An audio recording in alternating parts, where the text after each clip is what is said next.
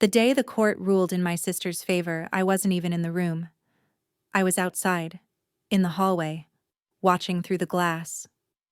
My mother sat beside her, hand in hand, wiping tears from her cheek like she was the victim.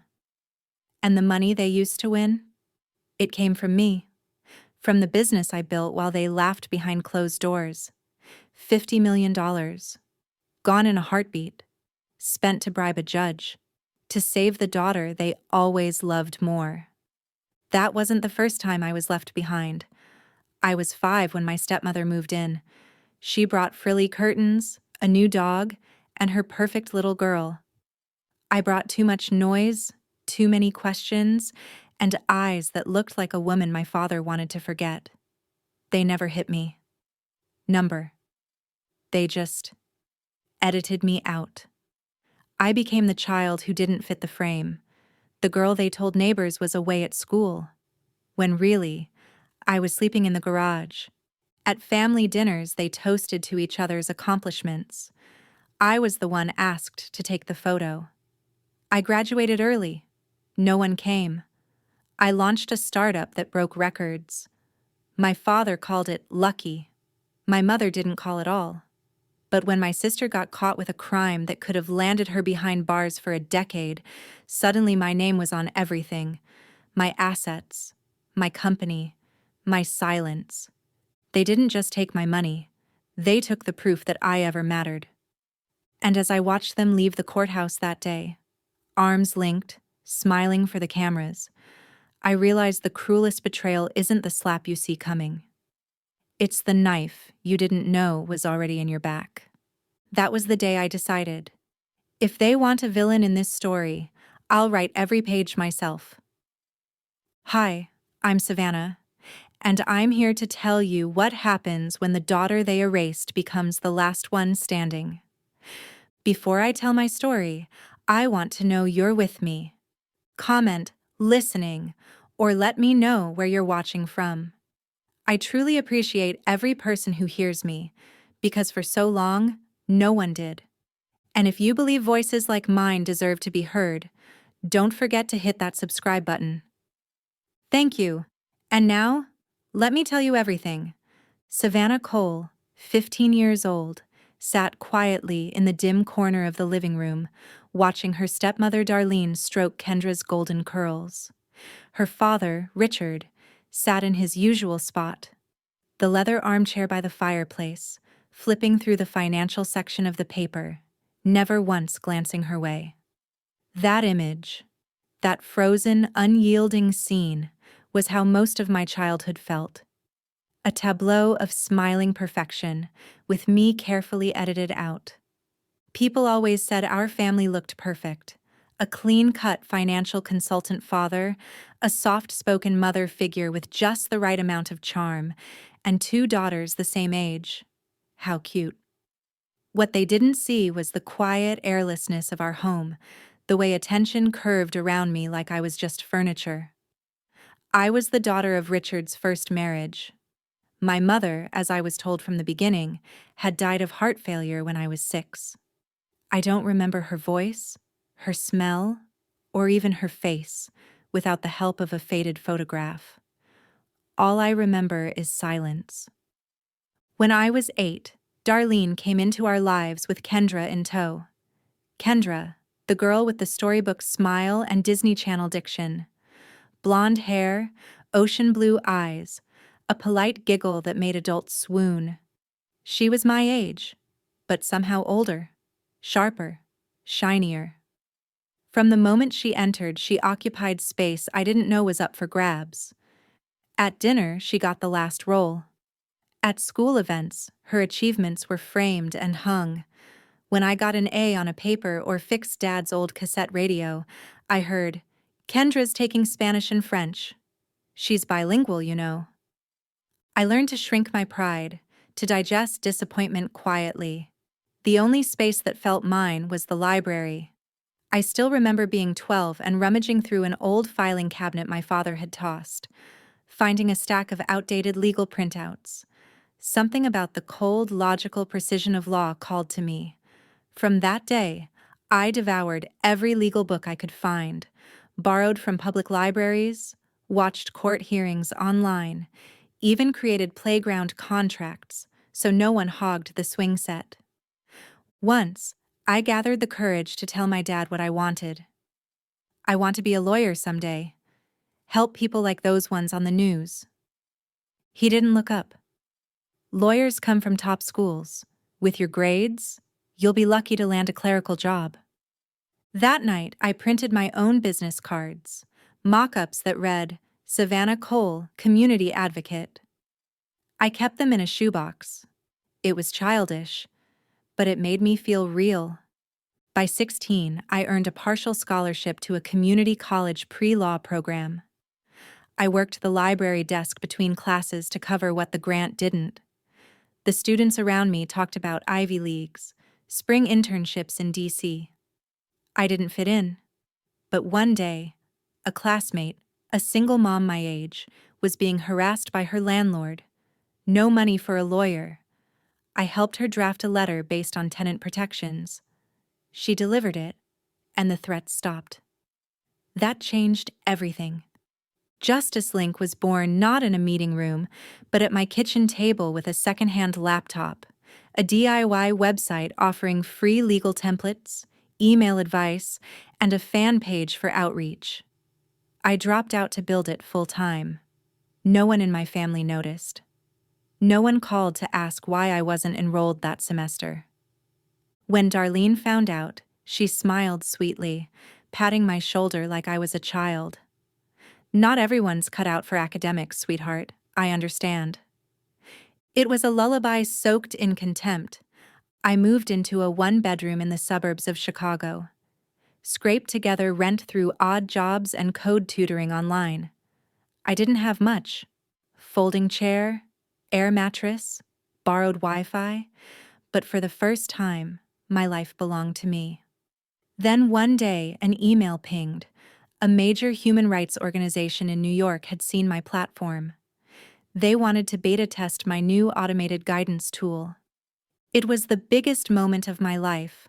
I wanted someone, anyone, to be proud. That weekend, I came home for dinner.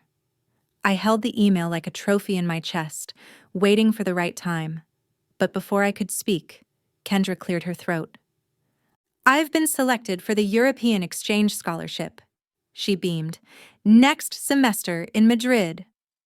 Cheers. Applause. Wine glasses clinked. My father kissed her cheek. No one asked me a thing. Later, I sat in my car parked down the street, engine off, heat fading fast.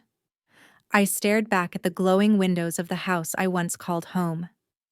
What would I have to do, I whispered, to make them see me? The year Justice Link hit a $50 million valuation, I booked a private dinner at a cozy Italian restaurant in downtown Chicago. I wanted to celebrate with my family, toast to the journey from a broken laptop to a national platform for affordable legal help. I imagined laughter, maybe even a rare smile from my father. Instead, as the waiter poured sparkling water and I raised my glass to begin, my father looked at me and said, "Since we're celebrating, think you could cover Kendra's flight to Italy? It's not cheap these days." I laughed, thinking he was joking. He wasn't. In 2 years, I had built Justice Link into a force. What started in my cramped studio grew into a network with over 20,000 users, tenants, single moms, veterans, people who'd never had legal access.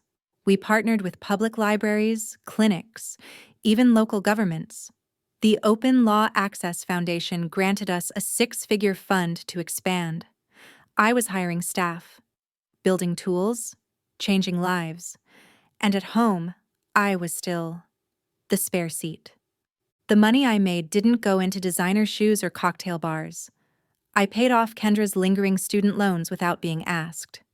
When Darlene was diagnosed with rheumatoid arthritis, I sent $18,000 for treatment within the week. When my father complained about the storm-damaged roof in Wisconsin, I scheduled the repairs and wired the contractor directly. Every time, I attached a kind message. Hope this helps. Let me know if you need anything else. The replies? Cold. Thanks. Received. No questions, no follow-up. Not even a call. That night at the Italian restaurant, I wore my favorite navy jumpsuit. Not flashy, but strong. My hair was done, nails painted soft beige, the way Mom used to wear hers.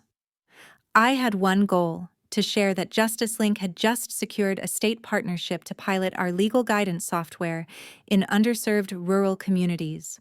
It was the biggest contract to date. But the dinner had another star. Kendra's been accepted into a graduate exchange program in Florence, Darlene announced, swirling her Pinot Grigio. She'll be learning public policy in the heart of the Renaissance. My father beamed. Savannah Cole, founder, entrepreneur, self-made, sat across from the spotlight like the executive producer no one thanked. I remember staring at my untouched plate of chicken marsala while Kendra described cobblestone streets and Tuscan lectures. I smiled, nodded, even paid for dessert. On the ride home, I realized something cruel. I wasn't family. I was a funding source.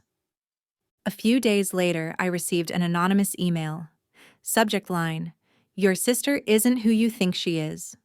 I almost deleted it, assuming spam. But curiosity won. Attached was a scanned document, an internal memo from Help for All, a nonprofit we'd once collaborated with.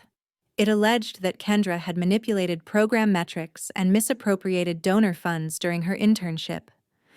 My stomach dropped. I wanted to believe it was a mistake, or worse, a prank. But the logo on the document matched Help for All's letterhead, and at the bottom, a handwritten note: "Check the travel fund from spring quarter." I hesitated for days before calling an old contact at the organization, a quiet, precise woman who used to handle compliance. "Hey, it's Savannah Cole. I got a strange email about my sister. Kendra." A pause. Then her voice, sharp as a scalpel. "You should ask her. She knows what she did. She studied law too, right?" Click. That night, I sat in my apartment with the document printed on my kitchen table. I stared at it the way a lawyer stares at evidence they don't want to believe. I had built JusticeLink to protect people from injustice, and now the threat might be sitting in my family's front row. I used to believe that JusticeLink could help everyone, even those who might not deserve it. I thought maybe, just maybe, compassion could overwrite corruption if you worked hard enough. But that belief crumbled the day I realized, sometimes, the very reason justice exists is to protect the world from people like the ones you share blood with. The email from the Help for All whistleblower didn't leave my mind. I printed it, folded it, unfolded it again. That night, I didn't sleep. I sat on the floor of my living room, laptop on the coffee table, spreadsheet open, hunting for a pattern. It didn't take long to find. Kendra had billed over $200,000 to a social media outreach initiative during her time with Help for All. Odd, considering the platform never showed any significant bump in online activity during that period. The payment trail led to a company called KE Consulting. I dug deeper. No physical address, just a P.O. box in Evanston. One employee listed on LinkedIn, Elias Graham, her ex-boyfriend. The same Elias who once bragged at Thanksgiving that marketing's just a fancy word for manipulation. The pieces clicked too perfectly. KE Consulting was a shell, a filter for money. Kendra had created a backdoor and paid her way through it. I didn't confront her. Not yet. I compiled everything. Bank statements, timelines, screenshots, records from public nonprofits, even archived web pages showing that the campaigns supposedly funded by those payments never launched. Then I sent it all, anonymously, to the Help for All board of directors. I didn't even leave a return address. I just wrote, "Your mission deserves better than silence." 2 weeks later, the headlines began. Quiet ones, buried in nonprofit law bulletins and internal memos, but enough to confirm the storm had started. Help for All had referred the matter to the state attorney general's office. Kendra Cole was under investigation for financial misconduct and fraud. And then, as I feared, the storm hit my front door. Richard called me. I hadn't heard that tone from him since I was 12 and got caught trying to forge his signature on a school field trip slip. "Savannah," he said, without greeting, "we need to talk about Kendra." I didn't respond. "She's overwhelmed. She's been working so hard. Maybe she got turned around. But surely there's something you can do. Could you retract what you sent in?" My voice was flat. "You think I did this to punish her?" Silence. No. I know you're ethical. I just think this could ruin her future. There has to be a way to fix this in-house." "There was," I said, jaw tight. "Before she stole. Before she lied. Before she put my platform at risk. This is family, Savannah. Nobody out there is going to care about her the way we do." And there it was again. That line. That suffocating loyalty that only applied when Kendra was in trouble, never when I was in pain. "I care about people who don't have a family to protect them," I snapped. "That's why I built Justice Link. And if you think I'd sacrifice that for someone who exploited the very system we're trying to reform, then you never knew me at all." He hung up. A week later, I received a letter from Help for All's legal team. It was polite, clinical, and devastating. "Ms. Cole, we thank you for your cooperation and transparency. Due to the ongoing investigation involving Ms. Kendra Cole and her prior association with both our organization and Justice Link, we must suspend all existing collaborations with your platform until legal proceedings conclude." The letter slipped from my fingers and floated to the floor like an autumn leaf. I sat back in my chair in my dark office, staring at the glowing outline of my Justice Link homepage. My biggest partner, gone. Not because of incompetence, not even malice, but because someone I once called sister had weaponized proximity. I looked across the desk at the framed launch photo of our first team meeting. 3 interns, 1 borrowed whiteboard, and me in a wrinkled blazer. Back then, we believed in fixing broken things. Now I was realizing, some breaks aren't meant to be repaired. They're warnings. I reached into my drawer, pulled out the latest issue of a student policy journal, Kendra's smile on the cover. She was speaking at a youth summit on ethics in public leadership.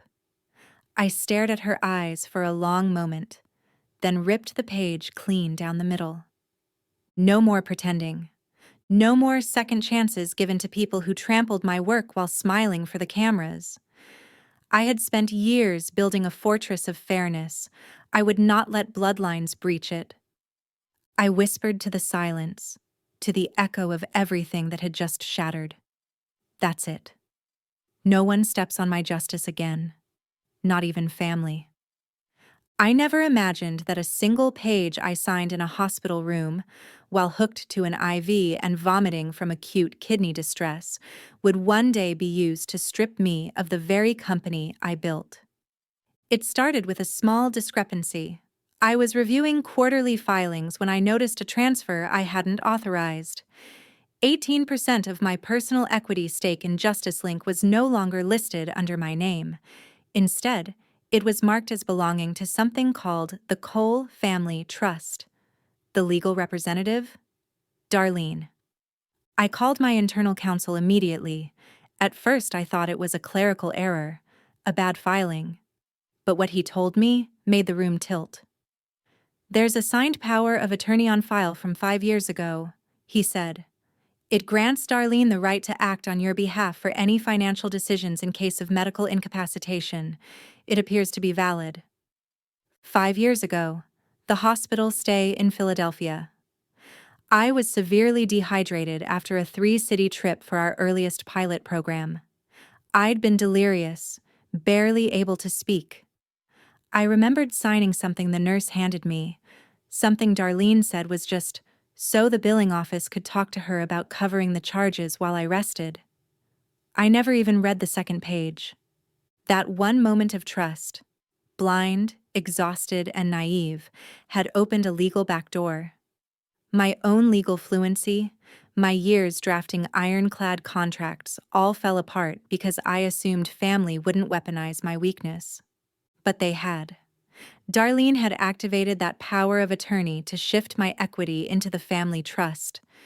She used it as collateral to pull a bank loan, over $800,000, which she then donated to a judicial development foundation, the same one now being scrutinized for connections to the Kendra case.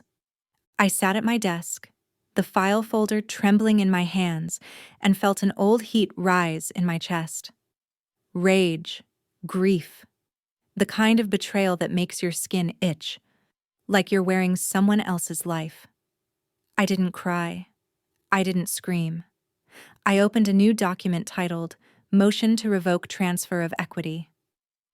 But Darlene had already anticipated that. 2 days later, an article popped up across my industry feed, on platforms I once collaborated with, written by journalists I'd shared panel stages with. Headline: Female Tech CEO Wages, Personal Vendetta Against Half-Sister, Weaponizes Legal System for Revenge. The article painted me as a tyrant, a cold corporate elitist out to destroy a hard-working public service student out of jealousy. It quoted anonymous sources, likely paid, and included a carefully cropped family photo from Thanksgiving 3 years ago, where I sat at the far end of the table, barely in the frame. They didn't mention the loan, the fraud, the betrayal. Just buzzwords: family feud, female rivalry, justice gone personal.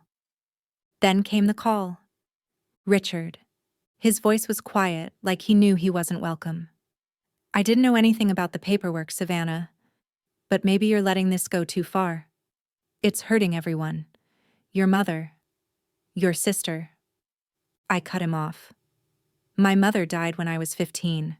The woman you're married to is not my mother. And Kendra? The tuition I paid for her could have bought a condo. All I ever did was help. And what did I get back? He didn't respond.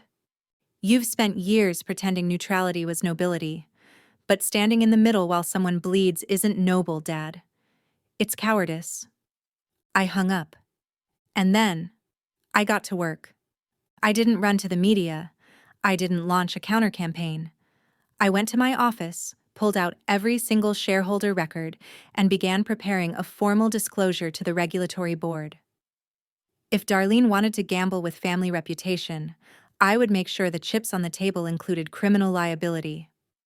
I wasn't just fighting for control anymore. I was fighting for truth. And this time, I wasn't signing anything without reading the last page first. That morning, I didn't recognize the woman staring back at me from the mirror.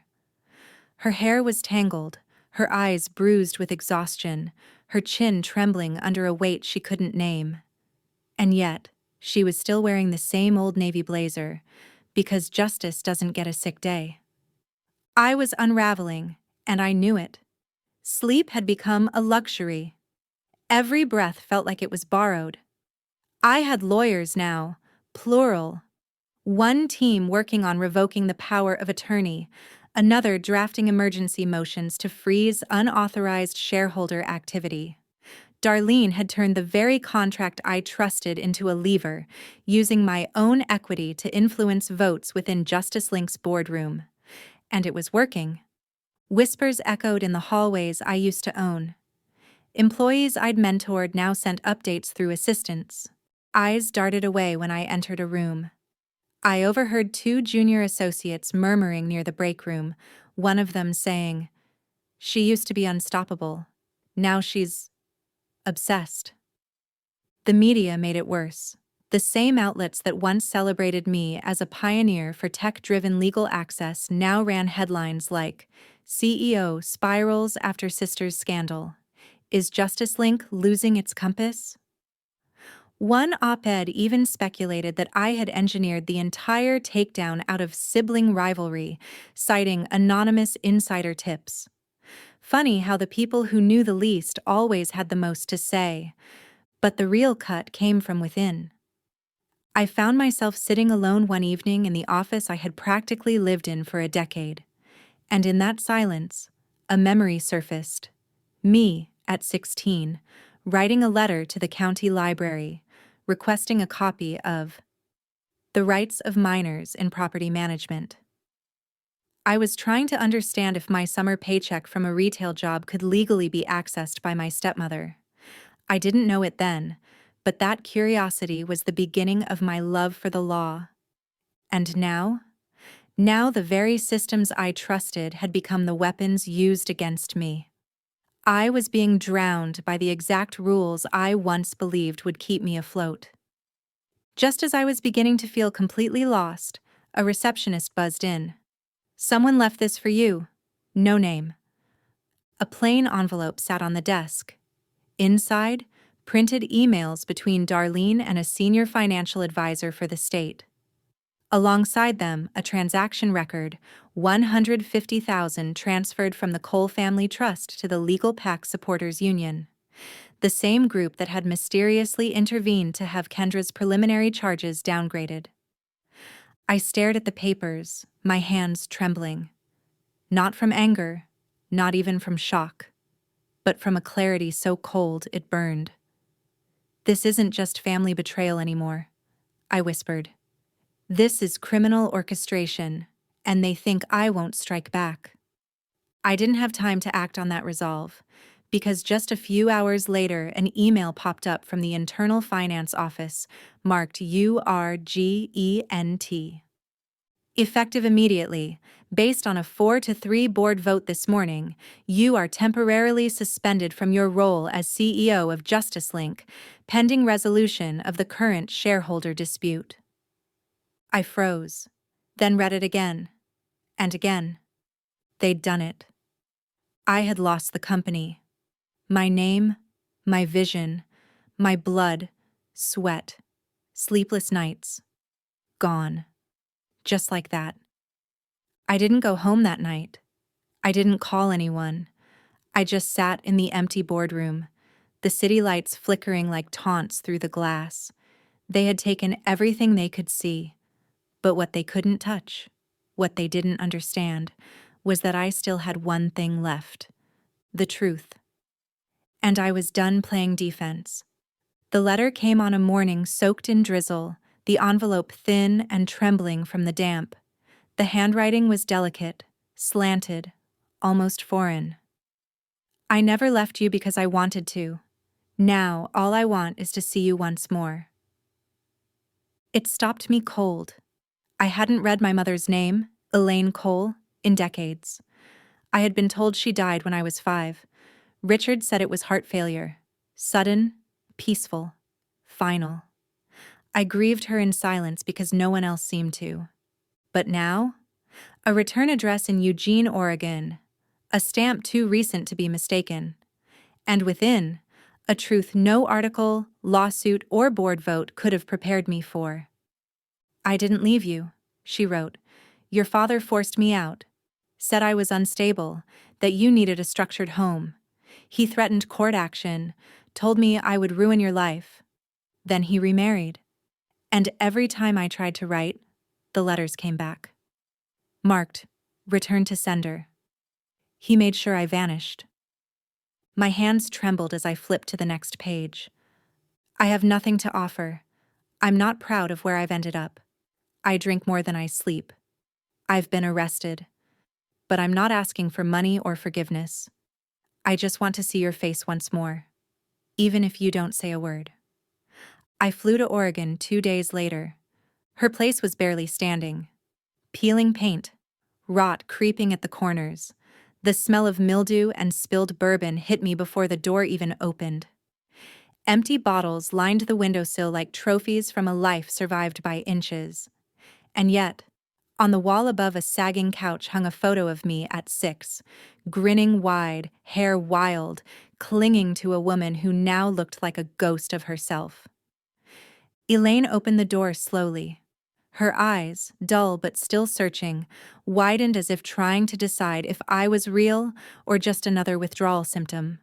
Her voice cracked when she said my name. Savannah. She didn't ask for a hug, didn't cry.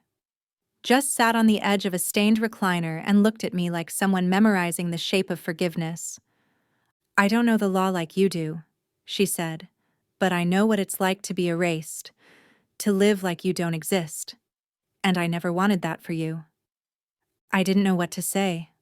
I had so many questions, but they all evaporated under the weight of her presence. Her pain wasn't poetic. It was messy, raw, and unbearably human. I left Eugene with no closure, just a deeper ache. But also, something unexpected. A strange, defiant clarity. On the drive back to the airport, my phone rang. It was my attorney. Darlene's legal team just reached out, he said. They're willing to return the disputed shares and drop their board influence if you sign a non-disclosure and agree to drop all allegations related to the bribery payments. I didn't speak for a moment. The offer was clear. They weren't afraid of losing a courtroom. They were afraid of the headlines, of exposure, of me. That night, I sat at the kitchen table in my quiet apartment, the wind brushing against the windows like old regrets. I read Elaine's letter again. Then the legal proposal. 2 lives, 2 betrayals, 1 choice. And I knew which story needed to be told. Out loud. I once believed that exposing the truth was an act of pure justice. Now I know better. Sometimes it's a dirty war, and the only ones who survive are those who know what lines they can never cross. I came back to Chicago with 2 things: a file folder that could burn down a legacy, and a decision that might burn me down with it. No PR firm, no legal entourage, just me, a coat too thin for the wind, and the truth tucked inside a recycled envelope. I reached out to Julian Fry, a freelance journalist known for digging into corruption across Illinois' judicial system. We met in the back corner of a cafe so anonymous it barely had a name. I slid the folder across the table and said, "This doesn't go away quietly." Inside were the receipts, the literal kind. Wire transfers from the Cole Family Trust to a PAC backing the same judge who dismissed Kendra's case.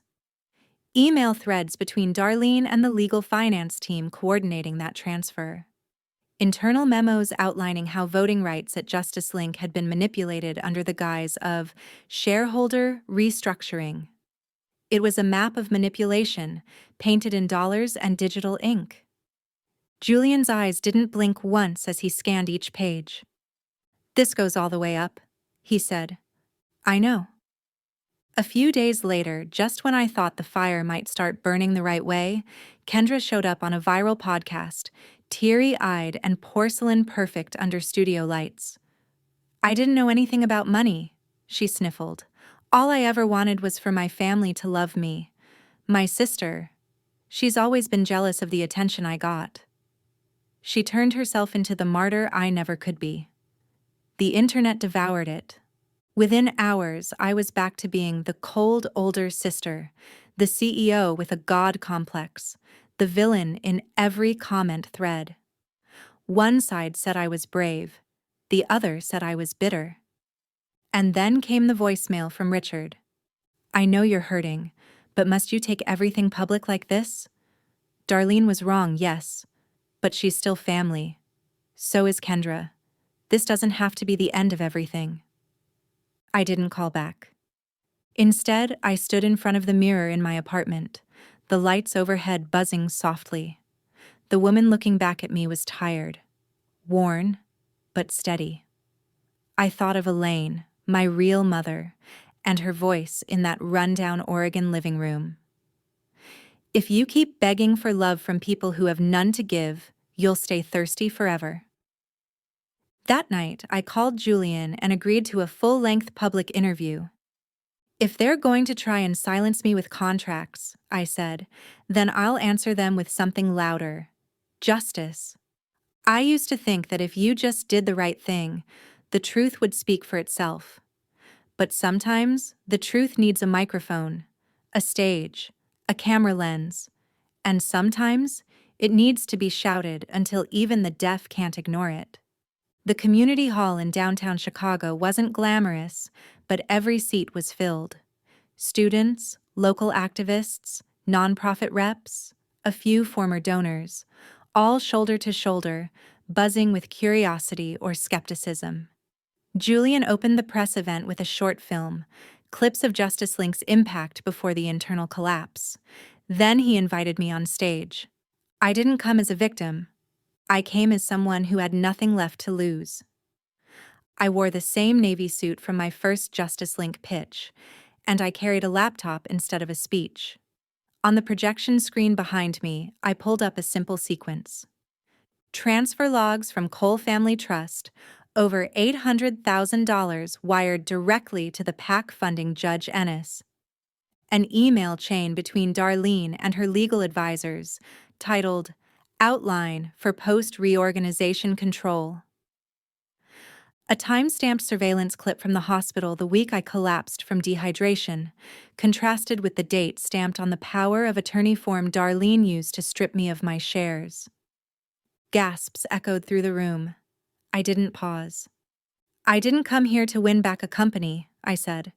I came here to reclaim a voice. Mine, and every other voice dismissed for not being born into the right version of family. This isn't about inheritance or jealousy.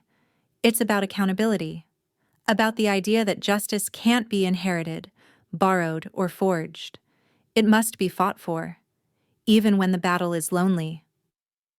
Then I turned from the screen and faced the crowd. I am no longer the CEO of Justice Link, but I am still its founder. And today, I am filing suit against the Cole Family Trust, Darlene Cole, and Judge Ennis for ethical violations, fraudulent asset transfer, and judicial misconduct. This is not a case of blood. It's a case of public trust, and I will not back down. A silence, then a rising wave. Phones flashed, voices rose, and Twitter exploded. By the end of that day, #JusticeForSavannah trended nationwide. A handful of former investors reached out. Nonprofits that once partnered with us posted public withdrawals from the Darlene-led version of the company. Something had cracked, and through the break, sunlight finally began to seep in. As the crowd trickled out, a girl no older than 20 approached me. Her hands shook. A student ID peeked from her lanyard. Her voice was barely above a whisper. I'm a stepchild too. My mom died when I was little.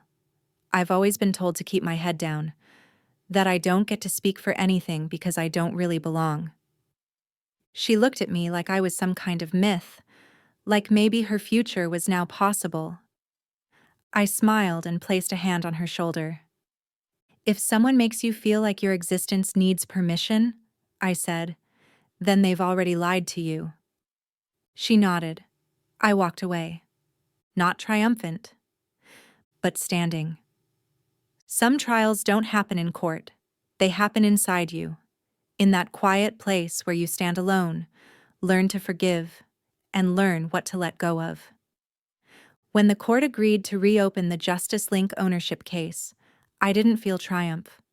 I felt something heavier, like someone had finally unlocked a sealed room in a burning house. Because of the media pressure, the mountain of evidence, and the sheer public interest, the Illinois court moved to review the transfer of my shares under fraudulent power of attorney. My legal team filed for annulment of the entire transaction conducted under the Cole Family Trust. Meanwhile, the case widened. The FBI confirmed that the emails I had exposed were authentic. Darlene's conversations with passee intermediaries, attempts to erase digital banking trails, and even communications suggesting collusion with at least one judicial figure. A search warrant was issued. Her house, once the sacred heart of the Cole brand, was raided. And then, out of nowhere, a letter arrived. It was from my father, handwritten, 5 pages long, not typed, not emailed. The envelope bore the kind of shaky penmanship you only use when your soul's too heavy. He began by saying he hoped I'd read it in full. I did. He wrote about fear, about how he had always been afraid of breaking the illusion, that Darlene gave him order, gave the family status, gave him peace, even if it meant looking away when she rewrote my role in the narrative. He admitted knowing she had manipulated the trust. He admitted he let it happen. I was afraid, he wrote, that if I said something, the whole family would fall apart. But by staying silent, I let it rot from the inside. He ended with this: I know I wasn't a good father, but I hope you won't erase every memory of what we once called family. I didn't write back. I didn't even cry. I placed the letter in my drawer, didn't burn it, didn't frame it. Just let it be. The following week, I did something no one expected. I handed over full ownership of JusticeLink to an independent legal board, one composed of ethics professors, civil rights attorneys, and nonprofit leaders. I declined all executive titles and stock options. I kept only one role: honorary advisor. I don't need to steer the ship, I told the press. I just need to know it's finally heading in the right direction. But I wasn't done. I announced the founding of a new nonprofit, Unclaimed Daughters, a legal foundation dedicated to helping women who've been erased by their families, disinherited, disempowered, and silenced by the very laws meant to protect them. When the court delivered its final ruling, nullifying the trust transaction, ordering sanctions against Darlene, and launching a judicial ethics inquiry, my family didn't show. Not one of them. No Richard, no Kendra. Outside the courthouse, a journalist called out, "Savannah, any comment on your family's absence today?" I paused, let the spring wind hit my face. Then I smiled and walked away. I used to think justice meant a verdict. Now I know it means being able to live without needing anyone's permission. I moved to Portland not to hide, but to start over somewhere untouched by courtroom echoes or family shadows. I rented a modest house near the woods. No marble countertops, no boardroom noise. Just a kettle, a desk, and the sound of rain on pine needles. For the first time in a decade, I woke up without checking court emails. I brewed tea. I read fiction. I let the silence heal me. Unclaimed Daughters became more than an idea. It became a home for stories like mine, only louder. Women came in with divorce papers, disinheritance letters, guardianship disputes. Some brought babies on their hips, others carried nothing but scars. We gave them lawyers, but more than that, we gave them names. We made them feel real again. At our first official conference, I stood in front of 100 women, many seated beside folding strollers, others flipping through court transcripts. I didn't come to inspire. I came to remember. I don't need my family to recognize me as their daughter, I said. What I needed was to recognize that I was never their mistake. I looked across the room. Unclaimed doesn't mean unloved. It means unbroken.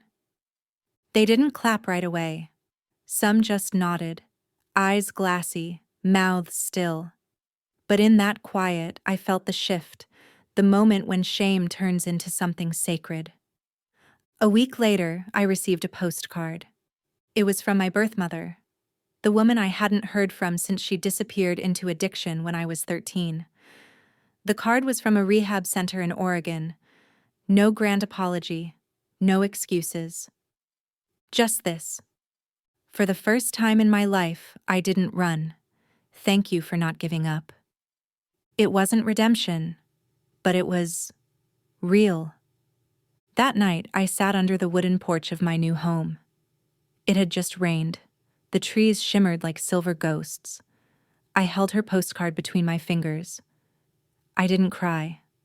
I just breathed. Not because I forgave, but because I no longer needed to feel whole. The camera in my mind slowly pulled away. A woman sitting alone. No crowd, no throne, just quiet. And a life no longer waiting for permission to begin. Family may disown us. Society may forget our names. But the moment we rise to speak for ourselves, we're no longer failures. We are the ones who survived. Sometimes healing doesn't come with applause. It comes quietly, in the way we learn to breathe again after the storm, in the way we stop asking for love from places that never knew how to give it. Life doesn't owe us fairness, but it does offer us the chance to start over, with truth, with courage, and with our own two hands. If this story moved you, I'd love to hear your thoughts.